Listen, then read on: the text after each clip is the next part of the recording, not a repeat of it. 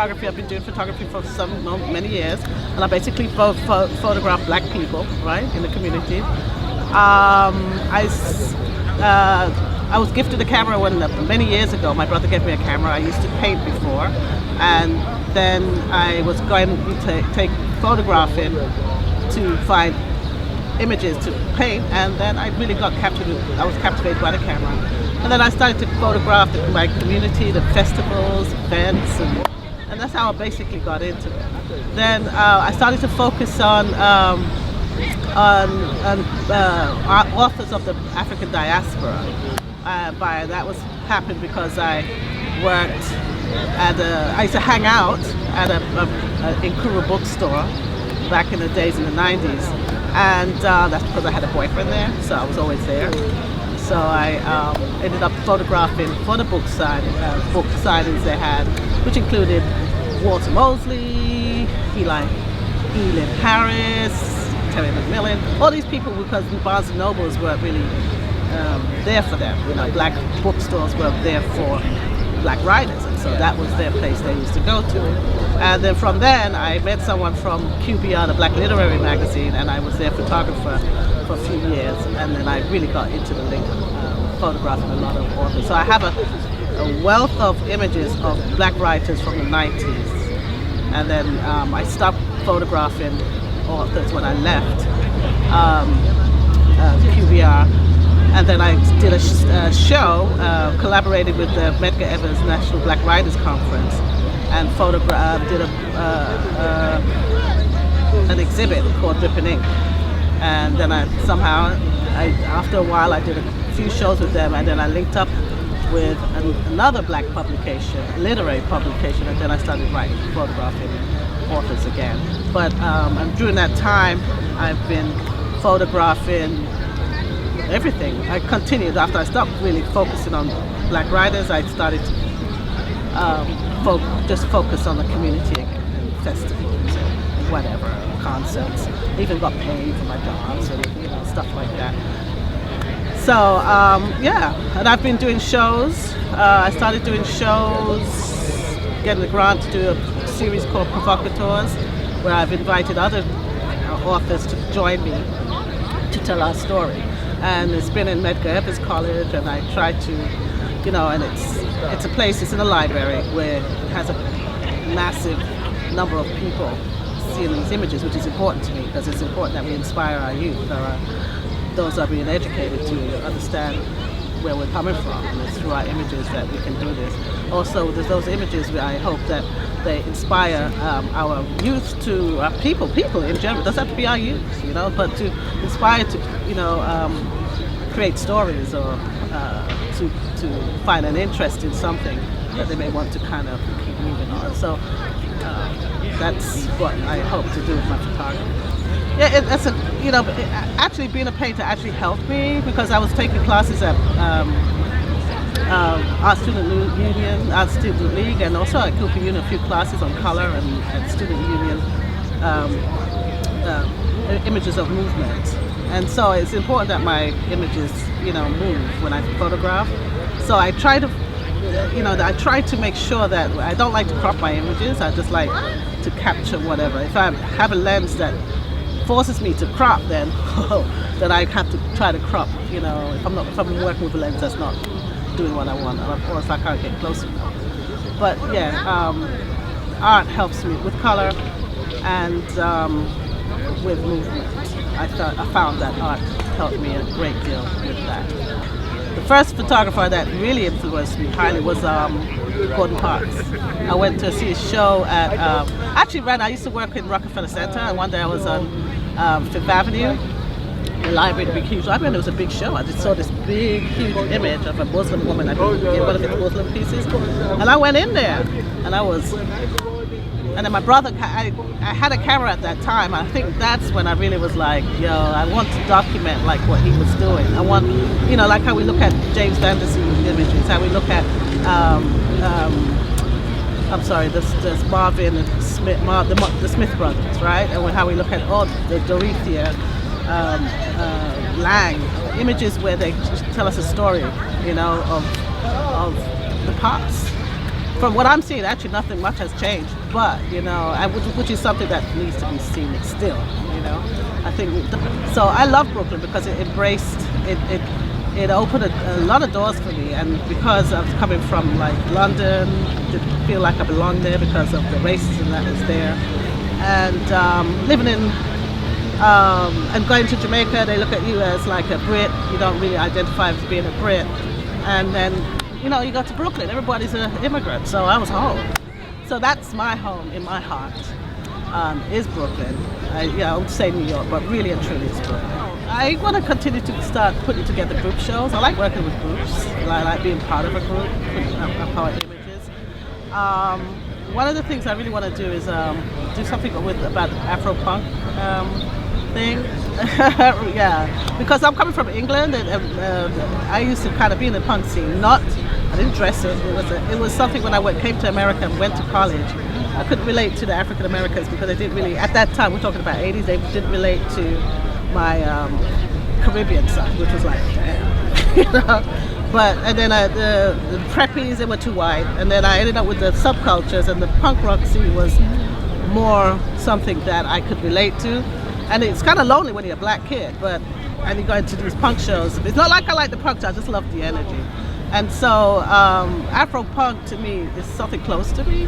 And I want to do, not just take I would love to do a big group show on that, but it's something that I want to take it slow, because I want to do it prior to, I started photographing Afro-punk. I found out about Afro-punk in 2014. I had no clue that it was been out all this time that it was going on. So I would love to find people who would photograph me before then, and of course after. Now it's really commercialized, a little bit too much, I think. But I would like, that's something in my head. And I also, Kay, who you're going to be seeing with, she's got a part of a group that I'm working with to get, to do group shows together. And so that's another thing that I'm working on. So it's a process.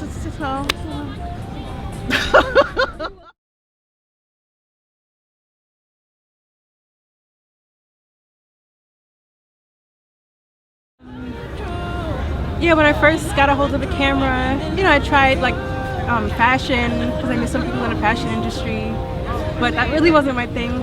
I like the authenticity of real life people just walking along the streets and living about their everyday life.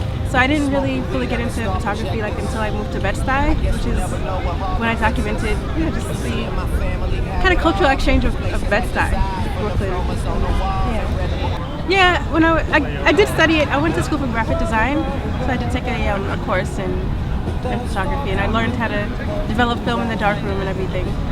But I didn't pick up a camera until about 5 or 10 years later. The influence that Gordon Parks had on his piece, The Favelas, really inspired me, because he was able to change the life of a family that was really struggling. I would love to do fine art photography and just do a more conceptual piece as well, because I love documenting everyday life. But then, there's also I'm blanking on her name. She did the piece, The Kitchen Room Table. With, Carrie Mae Weems. Yeah, she inspired me also. Just the nuance of it.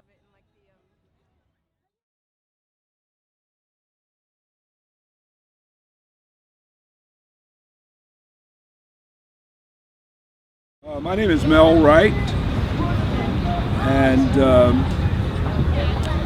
I've been, I'd say, playing around with cameras since 1965. Prior to that, I knew that I was interested in something in the arts. I thought it was music, because the guys I went to school with, they were amateur, moving into professional music, and I really admired, I think, people that were artists also. So I went to Vietnam in 1965. I was in the Air Force, and I was borrowing people's point and shoot camera. The camera at the time was the Kodak. It's a Kodak. I forgot the name of it. It was a Kodak box camera. And this guy saw that I was taking pictures all the time, and he told me, he says, they have a camera over at the PX. That's the store that the military has that give you discounts as a GI. And he said, you should get it. And I had that inner city defeatist attitude. I won't know how to work it. He says, I'll show you, you know. And the camera was $39. It was a Topcon. I couldn't remember that, but it was a Topcon Super D. And it was one of the few cameras, if not the first camera, that had through the lens metering. Okay, and I didn't know anything about it, but I bought the camera, and he showed me a few things. The guy that encouraged me to buy it, and he showed me a few things, but I really didn't understand it. So when I came back to the States, I put my film in the drugstore, and the pictures came out. Some of them fuzzy, some of them sharp, but that was it. I knew that's what I wanted to do. I found my happy medium at last. You know, the Almighty said, no, music ain't for you. Put this camera in your hands, right? So when I came back to the States, there was a guy, he was into photography, and he kept offering to buy my camera. Nah, I'm not gonna sell it, you know, because they're offering to buy it. I must have something that's worthwhile here, you know. So when he found out that I wouldn't sell, he told me to come over to the hobby shop in the evenings, and he would show me how to develop film and print. And I remember when I saw that the first picture come up in the developer, that was it. I didn't want to chase girls no more. I didn't want to get drunk with the fellas at night. I didn't want to do nothing. I didn't want to hang out. I wanted to hang in the hobby shop, you know. And so when I came out of the service in '65, November 1965, I was staying at my mother's in Harlem. So I had lived in Harlem since I was 2 years old. And I found out that I could go to photography school on the GI Bill. And I used that really just getting basic things. And then a friend of mine and I opened up a studio in 1970 on 14th Street. And there I got a chance to, through trial and error, to learn the different aspects of photography. You know, some people are very academically inclined. They can sit and read a book, sit in a classroom. I can't do that. If my hands touch and my brain digest, that's how I can make it, you know. So photography was perfect. It was half brain, half brawn for me, you know. And so I got to, you know, having a studio, and you know, you start out, unless you're lucky, I started out with no clientele. I just had a studio, you know, and my mentor, who's here today, his brother Jim Collier, happened the doorbell rang, and who is it? UPS. You know, and they brought up this box with a strobe unit, lighting unit, and I called him and I said, you know, Jim, I ain't got the money to pay. He said, don't worry about it, right? And I sat there and hooked the thing up, and I was popping those lights off. You know, I'm gonna conquer the world here, right? You know, so that, you know, was the basic. Now, you know, I make my living in commercial photography, and between that, I do a lot of travel stuff. You know, I've spent over about 25 years now crisscrossing the globe from Kathmandu to Timbuktu, from Bali to Mali, My wife and I stayed a month this past February in Thailand. This is the second time I've been to Thailand. It's different now. You need commercialism, Louis Vuitton, McDonald's. I mean, Thailand is totally, but it's mainly in the capital in Bangkok. You get outside of Bangkok, the tribes are there, and that's what we did. We mingled with the tribes, and they were very open to photographs. Nobody stuck out their hands. They depend on people, tourists buying their crafts. So, because when we first got there, my wife and I went to Cuba prior to that, and my wife hadn't traveled, right? We had been to Costa Rica. When we got to Cuba, she said, this is the first foreign country. I said, Sandy, this ain't foreign. Wait till you see Thailand. So when we get to Bangkok, the capital, and we see all this commercial stuff that's the same as here, right? She says, I thought you said, this was different. I said, wait until we get up outside of Bangkok, and that's where the adventure started. I mean, we shot Buddhist temples galore, and Buddha's very open.